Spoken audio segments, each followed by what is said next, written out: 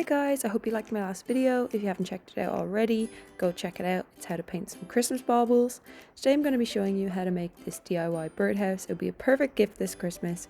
You could always paint one you have at home or pick up a new one like I did. And let's get started. I'm just showing you what came in the box right now.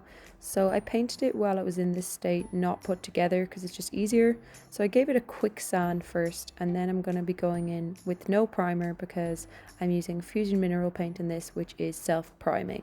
So super handy, and yeah, I've got some really nice bright colours to be used this week as well.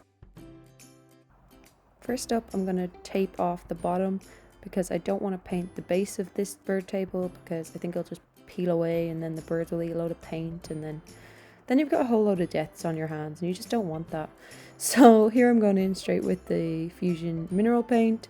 As I said, it's self-priming, so I can go straight in, and I'm using a brush because it's just easy to get in all these little crevices, and it's a bit of a rough surface, this wood, so it was just a lot easier. You could definitely try with a roller though. So I'm just painting all over in this teal colour, and now I'm marking out some stripes with some delicate frog tape. So as I said, this is Fusion mineral paint. I'm using turquoise, yellow, orange and a hot pink. I think this is a perfect consistency, this paint, and it dries super quickly.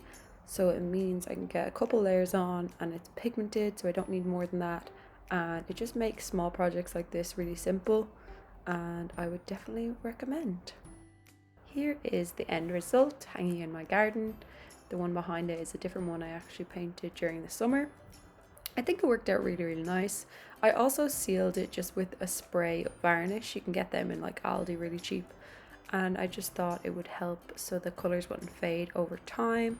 So I'm hoping that will work.